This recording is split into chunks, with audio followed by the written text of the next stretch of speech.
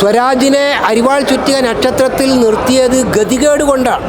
ഇപ്പോൾ ഒരു സ്വതന്ത്രനെ നിർത്തുക എന്ന് പറയുന്നത് CPM-നെ സംബന്ധിച്ചിടത്തോളം ഒരു സ്വതന്ത്ര സ്ഥാനാർത്ഥിയെ ഇപ്പോൾ ഇനി ഈ ബുദ്ധിമുട്ടൊക്കെ ആയി, ഈ മാനക്കേടൊക്കെ ഉണ്ടായി, ഈ അൻവർ ഈ പറഞ്ഞ പോലെ മരണപ്പെട്ടിട്ടല്ല ഈ തെരഞ്ഞെടുപ്പ് രാജിവെച്ചത് കൊണ്ടാണ്.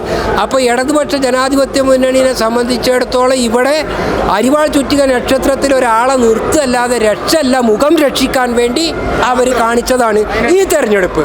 അല്ലാതെ ജയിക്കാൻ വേണ്ടിയിട്ടല്ല. അല്ല, ഈ നിയോജക മണ്ഡലം ഒരിക്കലും CPM-ന്റെ കുത്തകയല്ല. ആണെങ്കിൽ CPM ഏതോ കാലത്ത് പണ്ടേ മുതലേ അരിവാൾ ചുറ്റിക നക്ഷത്രത്തിൽ ഇവിടെ മത്സരിക്കണമായിരുന്നു. ഈ സ്വരാജ് ജീവിച്ചിരിപ്പുണ്ട്, അതല്ലെങ്കിൽ അതുപോലത്തെ സഖാക്കൾ ഇവിടെ ജീവിച്ചിരിപ്പുണ്ട്. അരിവാൾ ചുറ്റിക നക്ഷത്രത്തിൽ മുമ്പും മത്സരിച്ച് ഇത് കുത്തക മണ്ഡലമാണെന്ന് സമൂഹത്തിന് ഈ ബോധ്യപ്പെടുത്തണമായിരുന്നു. കാണിക്കാത്തത് ഇപ്പം മാനക്കേടുകൊണ്ട്. കാരണം ചിഹ്നത്തിലല്ലാതെ ഒരാളെ ഇപ്പോൾ നിർത്തിയിട്ടുണ്ടെങ്കിൽ ഈ പണിയൊന്നും ഞങ്ങൾ എടുക്കേണ്ടി വരില്ല. ചിഹ്നത്തിൽ നിർത്തിയിട്ട് നമ്മളെ ചിഹ്നത്തിൽ നിർത്തി കോത്താമ്പി കാട്ടി പേടിപ്പിക്കുക എന്നുള്ളൂ. ഈ മണ്ഡലം CPM-ന്റെ കുത്തക മണ്ഡലമൊന്നുമല്ല. അരിവാൾ ചുറ്റിക നക്ഷത്രത്തിൽ അന്ന് ദേവദാസ് മത്സരിച്ചിട്ടുണ്ട്, തോറ്റിട്ടുണ്ട്. കുഞ്ഞാലിയെ മത്സരിച്ചിട്ടുള്ളൂ. പിന്നെ മത്സരിച്ച TK ഹംസ ആവട്ടെ, മമ്പാട് അബ്ദുറഹിമാൻ മാസ്റ്റർ ആവട്ടെ, അൻവർ മാസ്റ്റർ ആവട്ടെ, സ്വതന്ത്രന്മാരെ നിർത്തിയാണ് ഈ മണ്ഡലത്തിൽ അവർ ഇടതുപക്ഷ മുന്നണി പയറ്റിയത്, കളിച്ചത്.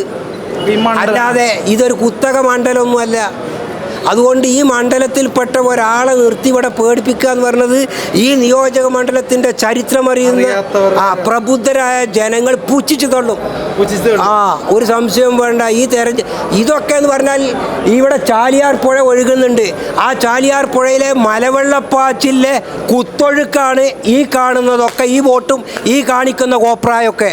ഇതിൻ്റെ അവസാനത്തെ തെളിനീര് ചാലിയാർ വേനൽക്കാലത്ത് നല്ല തെളിനീരായി കുളിക്കാനും കുടിക്കാനും പറ്റുന്ന ശുദ്ധജലമായി അവശേഷിക്കാറുണ്ട്. ഇപ്പോൾ ഈ മലവെള്ളപ്പാച്ചിലെ കുത്തൊഴുക്കൊക്കെ ഒഴുകിയിട്ട് ഇന്ത്യൻ നാഷണൽ കോൺഗ്രസ് ഈ നിലമ്പൂർ നിയോജക മണ്ഡലത്തിൽ കൈപ്പത്തി ചിഹ്നത്തിൽ വമ്പിച്ച ഭൂരിപക്ഷത്തോടുകൂടി UDF വിജയിക്കും. ഒരു സംശയം വേണ്ട. അതാണ് ഇവിടെ സംഭവിക്കുക. തൃക്കാക്കരയിൽ വന്നത്, പുതുപ്പള്ളിയിൽ വന്നതും തൃക്കാക്കരയിൽ വന്നതും പാലക്കാട്ട് വന്നതും ഈ മുഖ്യമന്ത്രിയും പരിവാരങ്ങളും തന്നെയാണ്.